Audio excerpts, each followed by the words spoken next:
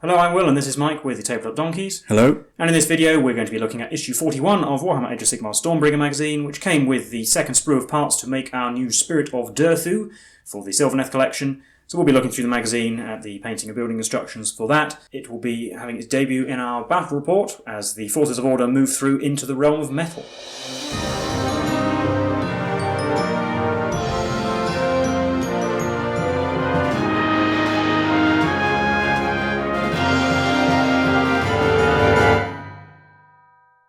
So having a look inside the issue first, we start with some background on the Realm of Metal, which our games move to in this issue. The Realm of Metal is a land in ever-changing flux, much like the materials used by the alchemist. It can change at a moment's notice and leave the unwary traveller stranded or worse. It's a realm of landscapes that float in the sky, not always with even connections to each other, and like most of the realms it has felt the touch of chaos and can be quite a dangerous place.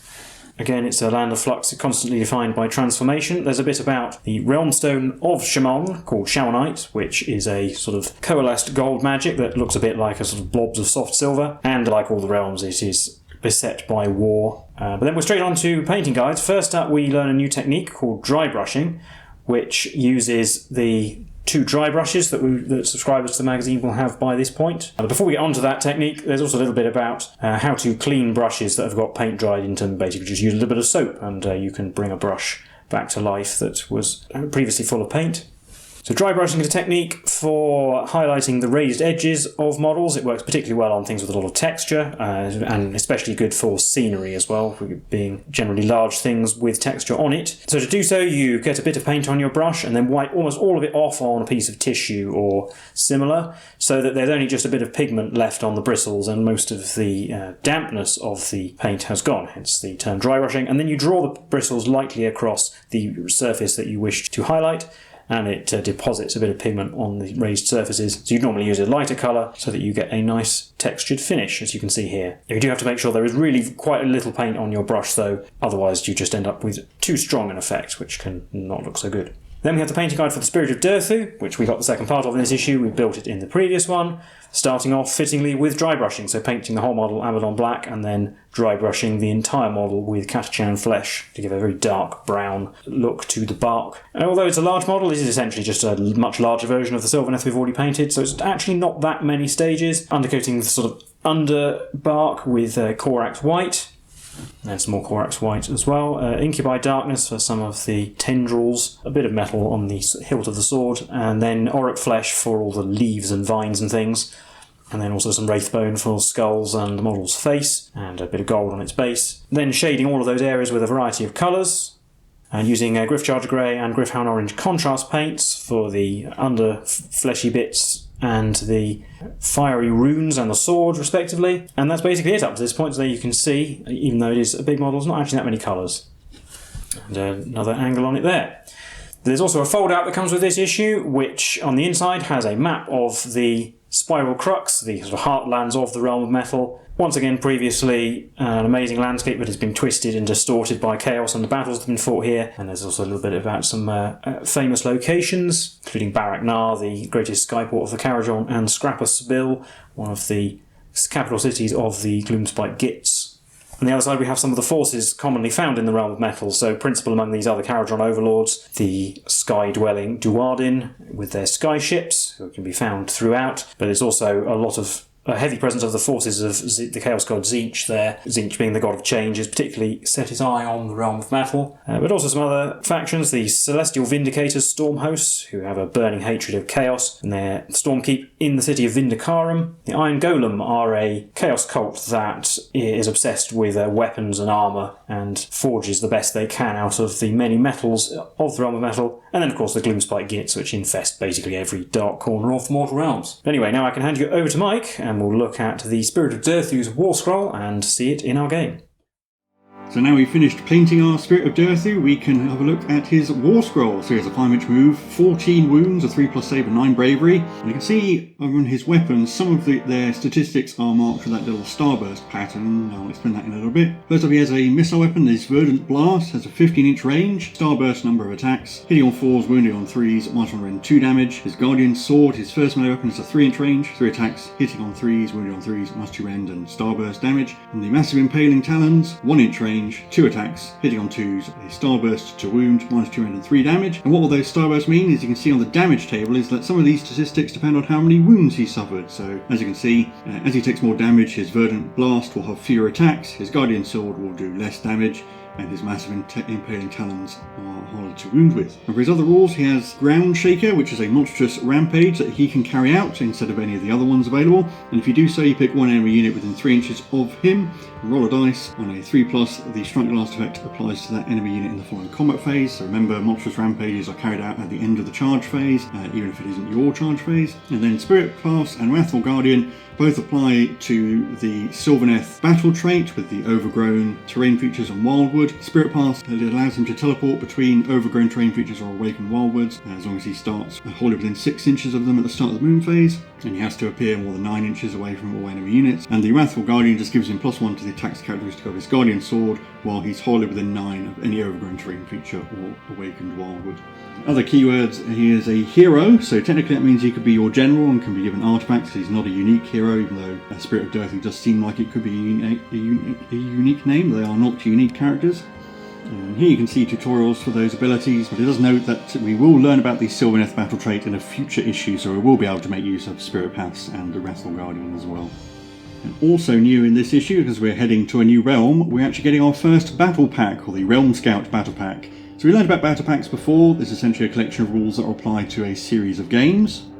As you can see here, what this means is that these 5 rules here will apply to the next 10 issues, which cover the entire Realm Scout battle pack. So when we're picking our armies, we'll actually have some choice as to what we'll take. We'll be able to use the battle traits we've learned so far. So Stormcast will get Signs of the Storm, and the Destruction will get to use Dirty Tricks. We'll be able to use enhancements, so we get to pick 1 command trait, 1 artifact of power, 1 spell lore, and 1 triumph. And the battle plans are meant to be played in order to tell the story of the forces of order and destruction as they explore the realm of metal. And in these games, it will say how many battle mats we'll be using, and we will be using the mysterious terrain rules in each game. Although we won't show us deploying the terrain like we did the first time, we'll just roll and then explain it in the overview. And a little short story to get us into today's game. So the forces of order are about to move on to a Realmgate, to the realm of metal, but the forces of destruction have beat them to it, so there's going to be a fight on the horizon. Instead of having fixed forces, we have some choices to make. So forces of order have the Lord Imperator and the 5 Vindictors, and then they have to choose between the Spirit of Durthu or the Knight Arcanum, and then either the Praetors or the Stormstrike Chariot. The forces of destruction, they have the Loom Boss, 10 Hogrot Slitters, 20 Shooters, and then they have to choose between either the Swamp Crawler Shaman and the Marsh Crawler Soggoth as their first option, and option 2 is between the Man Skewer Bolt Boys or the Beast Skewer Killbow. And here you can say today's battle plan, Through the Gate, and this is actually the regular format for battle mats you would see in, army books or campaign books and so forth. So it goes over how we pick the armies. As I said, you choose from the options listed on the previous page. We set up 2 battle mats using the non-desert side of battle mats 2 and our new one, battle mat 3. And we place 4 objectives, as you can see, basically in the center of each quadrant, and we place 6 pieces of terrain from the collection, which must be more than 3 inches away from objectives on the scenery pieces. And in this game, the Destruction player sets up their army first, wholly within their territory on the right. Then the Order player sets up their army wholly within their territory on the left, although obviously Signs of the Storm is available. And the Order player chooses who takes the first turn in the first battle round. The game will last for 5 battle rounds, and whoever has the most victory points at the end of the 5th battle round wins. We get 1 victory point for holding 1 objective, 1 for holding 2, and 1 for holding more than the opponent. And our special rule is that because we're actually fighting on both sides of a realm gate, essentially, the center vertical line of the battlefield is this sort of swirling magical portal, which is very dangerous, and at the end of each battle round, any model standing on that line will be slain. And actually on the final page, you can actually see a sort of mini battle report of gameplay between Ian and Eve. I assume Ian is the chief editor. I'm sure you see his signature at the start of every issue. You can see you get a quick overview of their choices and how their game got on. So I'll pause and let you read that. I'm not sure if we'll show this in every issue. If you have any comments on that, leave them below, but we'll get straight into the game. So here we have our battle mat set out. You can see here we have the Realm of Shadow board on the left and the Realm of Metal board on the right, with some nice crashed Caradron Overlord skyships, destruction on the right, order on the left, and objectives 1, 2, 3 and 4, 1 and 2 on the left, 3 and 4 on the right. We placed the terrain around, so we have two mystical bits of terrain, the treasure chest and the skull over on the right, two sinister bits, the sort of baby Sarlacc and the fallen dragon. And we have some arcane crystals and a deadly fountain. So looking at the destruction deployment, we'll be on the furthest from the camera. We have the shooters forming a line behind the loom boss. He'll be my general. He'll have the bloodthirsty command trait to reroll charges, the vial of manticore venom, and my triumph is going to be indomitable. Don't need to pick a spell lore because I don't have any wizards. And next to the shooters is the Slogoth, and then I have the 10 Hogrots, and finally the Beast Skewer Killbow will be nearest the camera holding objective 4. So obviously my two choices were the Marshcrawler Slogoth and the Beast Skewer Killbow, and mainly because I want something to be able to fight the Spirit of Durthu.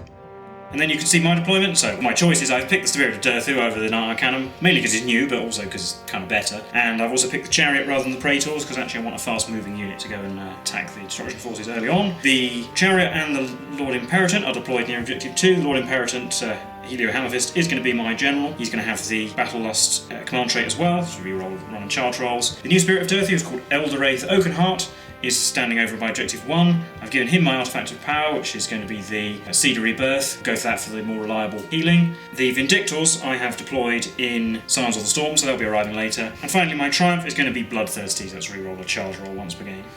And also my dirty trick is going to be Noisy Racket for the -1 deployment of the first battle round. But I get to pick who goes first in this game, and I'm going to make the Destruction Forces move first because not many of the Grots are in range, and I'm not in range to do any charges with the Chariot at the moment, so I think this is a good option. Yep, so we're into Destruction turn 1. So in the hero phase, I failed to heroic leadership, whereas the Lord Imperatant succeeded. And I'm just moving very cautiously. The Killbow has to move forward very slightly just to get in range of the Chariot, so he's going to be hitting on a 4. Otherwise everyone has Alphas moved up fairly normally, with the Grots at the top moving the furthest, getting the front rank in range of the Spirit of Durthu, although the front rank has 3 netters, so there aren't going to be too many shots. So the shooting phase, the shooters will shoot at the Spirit of Durthu. We won't show it because it's probably not going to do very much, but we will show the Killbow shooting at the Chariot. When the Killbow shoots, I'll use the Lord Imperatant's Heroic Leadership command point to do all-out defense on the Chariot. The Killbow shot on the Chariot, hitting on a 4 because it moved. It missed. So the Killbow missed, predictably, but the shooters actually did 2 wounds to the Spirit of Durthu. Only got 6 hits, but 4 wounds, and it failed 2 armor saves. But that's it for my turn. I will gain 2 victory points for holding 2 objectives. I'll head into order turn 1. My heroic action, I'll do Heroic Recovery with the Spirit of Durthu, so it's Bravery 9 or something, so yeah, 6 is good. It'll heal D3, it's back up to full. So for movement, the Chariot's only moving up a short distance, getting in range of the mystical terrain for that 6+ wall, because it would have to stand on... Its full move would leave it standing on the end of the Realmgate, and then it would still be a long charge, which I'd probably fail, and so then it would be destroyed, so I'm going to be cautious for now. Lord Imperator just following it, only move normally so he can shoot. Same with the Spirit of Durthu, because it's just in range of those Grots over there. And also, didn't show my heroic leadership roll for the Loom Boss, but I did succeed. And then at the end of the movement phase, we're going to bring down the Vindictors over here in the corner near Objective 4. They're only just over 7 inches away, because the Lord Imperator lets me do that. So they'll hopefully be able to storm onto that. So onto the shooting phase, we'll start with the Spirit of Durthu. It's going to launch a Verdant Blast at the unit of shooters. And I'll use all-out attack on it, because it only hits on 4s by default. And the Loom Boss will use his heroic leadership command point to give the Grots all-out defense as well. Haven't taken any damage, so there are 6 shots, which hit on 3s with all-out attack. Only 3 hits, these wound on 3s. 2 at -1. Yep, so -1 cancels out all-out defense. We get +1 to saves from the banner in the Grot unit. 5 pluses? No. It's 2 damage apiece, so 4 dead. But scratch that, because of Noisy Racket, I wasn't actually I was only winning on 4s, and so actually no damage to the Grots because I rolled 2 3s. And then both the Lord Imperator and the Chariot shot at those Grots, but again, thanks to Noisy Racket and their standard and everything, we only killed 3. So then in the charge phase, the Vindictors are going to charge. And they only need a 7, thanks to the Lord Imperatant. They get a 9. So they charge like that, making it into the Killbow. Yeah, but the Hobgrots are going to unleash hell with their grenades. We'll show this roll because it might be important. So 10 grenade shots, but hitting on 5s because of unleashed shell. So we get 3. Wounding on 3s, all 3 wounds at -1. 4s. Oh, we take a wound. That did do a wound to Vindictor, but then they're just going to put all their attacks on the kill though, and I will use all out attack. So we'll have 11 attacks hitting on 2s from all out attack, 6s do a mortal wound instead. Well, we've got 3 mortal wounds, and then these wound on 4s, which are 3. Well, no save, so we need to make 2 6+ shrugs to live because it is next to the mystical skull. Oh, it did! Yeah. It lives on 1 wound. So the kill bow miraculously survived. It piled in sort of backwards, so more Hogrots came in, and it managed to do a mortal wound and finish off that wounded Vindictor. Now the Hogrots, I'll show their attacks. I've got 6 of them in range, including the boss, and he'll issue all out attack to the unit because command points are going to go away at the end of the turn. So 13 attacks from Hogrots, sitting on 3s now, with 6s being an extra hit. Ooh, so we've got some 6s. 12 hits, wounding on 5s. Ooh, get that in the box. Well, we're getting good rolls. 1, 2, 3, 4, 5, 6, 7, 8 wounds. Goblins are going to prove their worth today. Well, so 8 3+ saves. Oh, we only failed 1. So, okay, well, fair enough. So that's it. I will maintain control of Objective 4 because there's still a load of Hogrots on it. But the Stormcast will be gaining 2 victory points for holding 2 objectives, and I'm going to spend my last command point to make sure the Grots don't run away. So now we're rolling off for priority in Battle Round 2. So I get to choose. I think I will choose to go first because I want to get the Beast Skewer Killbear out of combat. On to destruction turn 2. Well, in the hero phase we weren't very heroic in our leadership abilities, both failing. You can see my movement. The Killbow has fallen back from the Vindictors while the Sloggoth has moved in, going to take its place. The Grots also have all fallen back, even the Loom Boss. If he gets shot at, I'll just use all-out defense on him, I think, and he's got lookouts there anyway. So in the shooting phase, I'll do the Hobgrots first, I suppose. They'll shoot the Vindictors, and these shooters are probably going to shoot the Vindictors as well. But we won't shoot that because there's going to be a lot of rolls and probably not all that much damage. I will use all that defense on the Vindictors though. Yeah, and I think actually, yeah, we'll use all that attack because the Hogrot grenades are actually half decent. So 10 attacks on 3s, 6 hits, wounding on 3s, getting 3. Pluses with all that defense, we're fine. As I said, the shooters will shoot at them as well, but I'm not going to show the rolls because it's just an awful lot of dice rolling. And after a hail of grenades and arrows, we finished off that 1 wounded Vindictor. And we'll be on to the charge phase where the Sloggoth is going to charge. And it rolls a 4. Yep, so 4 is pretty much the minimum it needed just to get it past that 1 grot on the end, that 1 Hogrot on the end. And I'll pick it to fight first. And I'll use all out defense. And I won't be using all out attack because I remembered didn't technically need to use it for the Hogrots in the previous turn because they were near the Sloggoth. So Sloggoth, 4 attacks on the crew on 3s, getting 2 hits. And winning on 4s, getting 1. With a 2+, yep. 4 attacks from claws on 2s, getting 3. Winning on 3s, getting 2. And last 1. 3s. Oh, I'm using the wrong dice, but I've succeeded. So my pick, I'll pick the Vindictors, and they're going to attack the Hogrots because the Sloggoth will just heal itself. The Hogrot boss will issue all out defense to his unit. So then 7 attacks on 2s, 6s do mortal wound, we've got 2 mortal wounds and a miss. And 3s now, because we're on to Battle Round 2, only 2. And we've got 2 6+ saves. We've failed both. So 4 dead Hogrots. And the Hogrots hitbacks, 13 attacks on 3s. 6s are an extra hit. So 1 6 and 5 misses. So that's 9 hits, wounding on 5s, getting 3 wounds. Perfectly average. 2s, because we've still got all out defense, we're fine. Wow, there's an awfully ineffectual combat on my part, but at least the Sloggoth might be able to snatch one of the Vindictors. On a 4+, no. And that'll be the end of the turn. I'll gain another 2 victory points for holding 2 objectives, and I'll use my Triumph Indomitable to make sure the Hogrots stay there so I don't accidentally lose them all and lose that objective. And then we'll be on to Order Turn 2. The Lord Imperator generated a command point with heroic leadership. The Loom Boss did not. And then the Chariot has broken through into the Realm of Metal, as well as the Spirit of Durthu. The Chariot moving normally to get 3 inches away from those Hobgrots. Spirit of Durthu I spent a command point for at the double to run it through because it's quite slow, and so it won't be able to shoot in the shooting phase. What we will do is do the Chariot first. It's going to shoot a kill though. So just 2 shots on 3, so they both hit, and 3s to wound. Oh, double 2. Okay, well the Lord Imperator will have to have a go then. He gets 4 shots. which also hit on 3, so it's not doing great. 3s again, 1. Oh no, save, 6+ ward from the thing. It lives! Oh no. So on to the charge phase, the chariot will have a go. So it's only 3 inches away, but obviously a decent roll. There's more hits. Oh, 11, right. So it's going to finish there.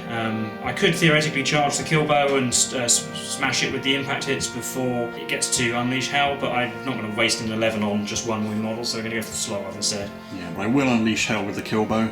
But Asia Unleashed happens first, so I roll 11 dice because I rolled an 11 on my charge roll. I could put these on the Marshcall slog off. 4s do mortal wounds. That is 5. No, that is 6 mortal wounds. So it's down to 6. So 6 mortal wounds from impact hits, but the slog off does have a chance to ignore because of the ward roll. It ignores 1, so it's only down to 7. And then the shot from the kill bow will be hitting on a 3 because it moved in the previous turn. 6s do mortal wounds instead.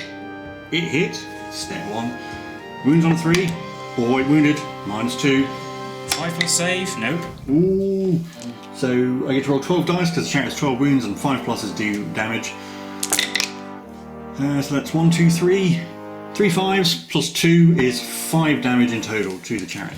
So the chariot's down to 7, but I'm going to pick the Vindictors to go first before they lose any more of their number. They're actually going to put all their attacks on the Hobgrots, and I think we'll spend the Lord Imperitant's free command point that he gets every turn to issue all-out attack to them. So 7 attacks on the Hobgrots on 2s, 6s are mortal wounds, so no mortal wounds, but only 1 miss. And 3s, now that's 5. Yep, so there's 1 Hobgrot left.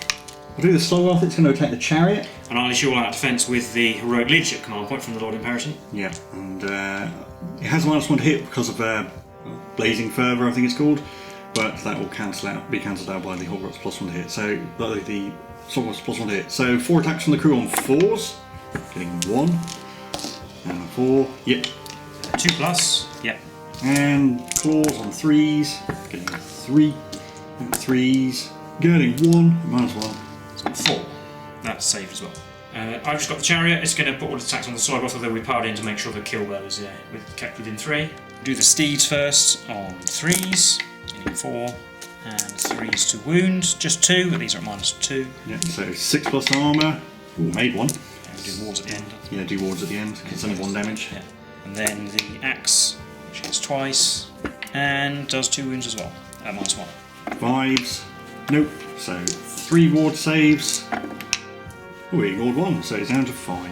Just got the Hobgrot boss left. I believe that is Rack of the Bane Slitters. 3 attacks from Rack on 3s. Got 3 hits plus now he's got 4 out of 3. 5s to wound. Oh, 2 wounds. No one at defense this turn, so 3s. Oh, he does a wound to him. Oh, kind of needed to do 2 though. Yeah. And that's the end of the combat phase. We're going to try and snatch a Vindictor again. On a 4+. No. Getting better though.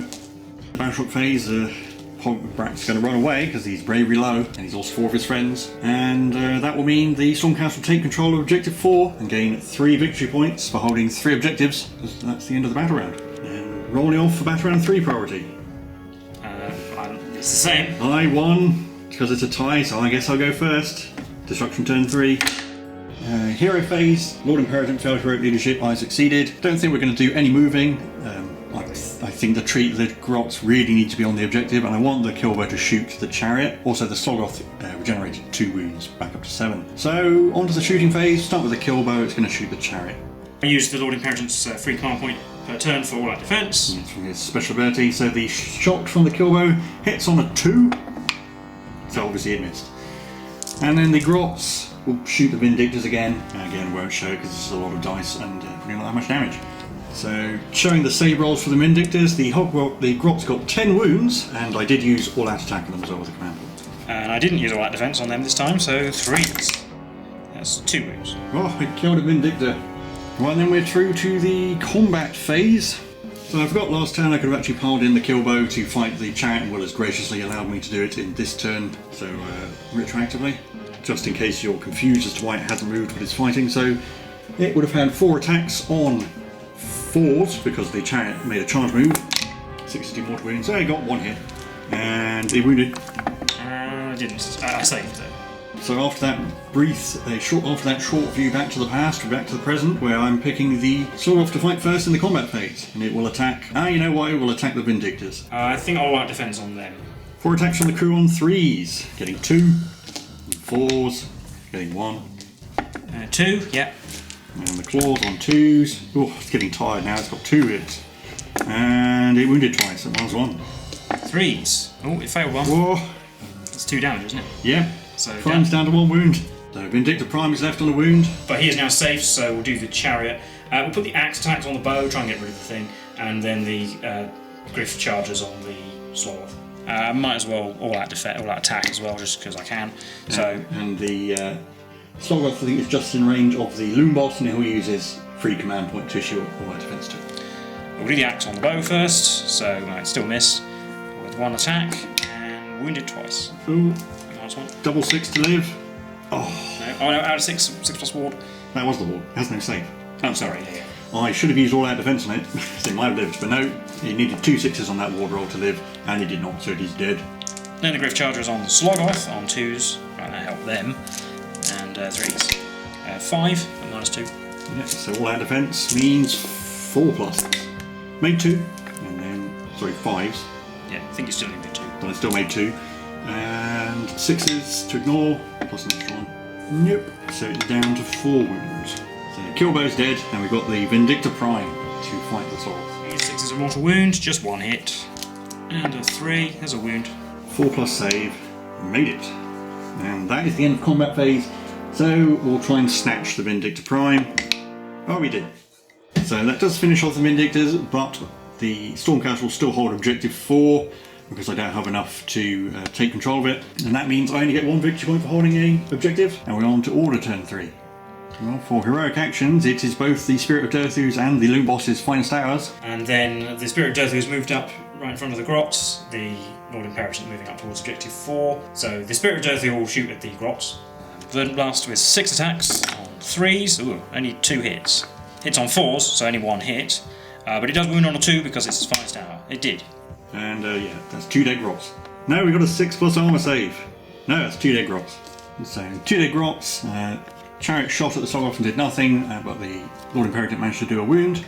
And then that brings us to the charge phase, where we'll just do the Spirit of Durthu first, I suppose. The Lord Imperator will also charge, probably. So the Spirit of Durthu needs a 3, gets a 4, I'll take that. And the Lord Imperator, I'll just do quickly as well, needs a decent roll, like a 12. Yeah, he's definitely in. So the Spirit of Durthu gets there, staying 3 inches away from the Loom Boss. Since it's his finest hour, we will not give him the satisfaction. Yep, but the grots will unleash hell, and also the Lord Imperator mentions the Slog-Off down here. Well, unleashing hell did nothing at all, but now at the end of the charge phase, the Spirit of Durthu does get to make a monstrous rampage. And I think we will go for the Stomp, its own one. I could make the grots fight last, potentially, but I don't think that's going to matter very much against grots. So, could also make them not be able to receive or issue commands, but that's also not going to be that useful. So, a Stomp is on a 2+, they take D3 mortal wounds. Well, they do. 1. But I'm going to pick the Lord Imperator to fight first, because I don't think the Spirit of Durthu is under any great threat. 4 attacks on 3s, only getting 2, and wounding on 3s, just 1. Last one is 5 plus. Nope. 2 damage. It's down to 1. Can Dauntless the Griffhound finish it off? Well, it hits 3 times, that's a start. Wounds on 4s though, nothing. Well, I'll do the Slog-Off hit before it dies, and it will attack the chariot. I've got the command points, might as well all out defense with the Lord Imperator's free one, I suppose. 4 attacks with the crew on 3s. They are improving up to 3 hits, but no wounds. And the claws, 3, kill it hits on 2s, and 2 wounds on this one. So we do take 2 damage. Yay! I will do the Spirit of Durthu now. We can actually see what it can do. I'll use all out attack on it because it is affected by the nets. So the Guardian Sword has 3 attacks that hit on 3s, so it's +1, -1. Oh, I only hit once. And it wounds on a 2 because it's the finest hour. That's a wound. It's -2, so they've no way of saving, and it's 6 damage because it hasn't taken any damage. 6 dead grots. Yep. And the Massive Impaling Talons only have 2 attacks, which hit on 2s, so they do. And their wound roll goes down, but we're on 2s because of the profile. Only 1, so that's -2 and 3 damage. So 9 grots overall. Wow, grots get to hit back. We got a net that hits twice. 5 daggers. That whiff. And the net doesn't even wound, so... Lastly, I got Chariot left. Great charges. 4 hits, 3s to wound. 4. -2. 6s. Nope. And yeah, it's gone. Goodbye, Mr. Sloroth. And that's it. Order consolidating their control over Objective 4. I will spend my command point to stop the grots anyway, but I'm just going to concede at this point. The Tree Man is going to absolutely mince all of those grots, and I think it'll just end up dragging the game out long if we wait for him to do that. So that will be an order victory, and we'll recap that game for you now.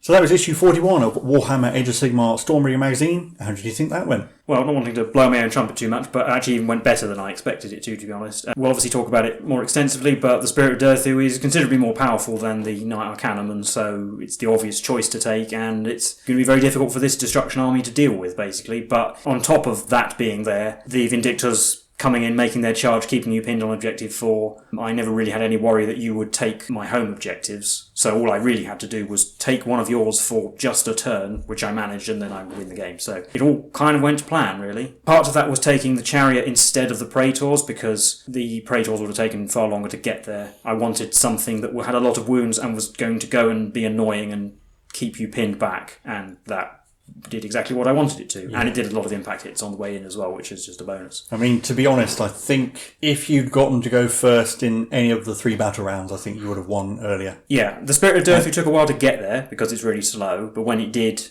and even when it did, it didn't do that much damage considering what it can do, but it didn't, to be honest, at that point. I think if you'd taken the Praetors, it probably would have been the same outcome. It just would have taken a turn longer. Yeah, you would have moved forward a bit more because I wouldn't have been close enough. Then again, I would still have put something, probably the Vindictors still in Stars of the Storm and done the same trick with them. It's just that in this army composition, the Chariot had the speed to go and reinforce them before they got overwhelmed. But yeah, I think my army, all my unit options are very slow. Both the ranged options are very fragile. The Beast Skewer Killbow is swinging at the best of times, it seems. And even if I did shoot at the Spirit of Durthu, it's a hero with decent bravery, so you could regenerate. You could do heroic recovery, because you've got 3 command points from the Lord Imperator as well. With a Seed of Rebirth as well, you're practically guaranteed to regenerate wounds.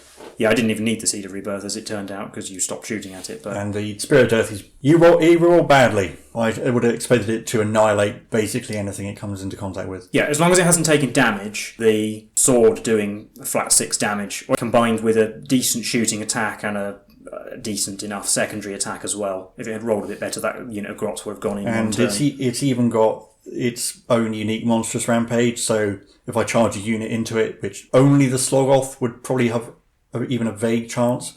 I guess the Loom Boss could do some damage before he got squished, but with that monstrous rampage, there's a decent chance that whatever charges it is going to have to fight last. Yeah, it means that you can't dedicate even a powerful melee unit to it, because there's always that risk of that happening. I think your best way of dealing with it, to be honest, would actually just be shoot everything at it. Yeah, you'd have to shoot. Probably have to have the Bolt Boys and the Beast Skewer Killbow and probably the shooters and all Hobgrots might be able to kill it all in one go.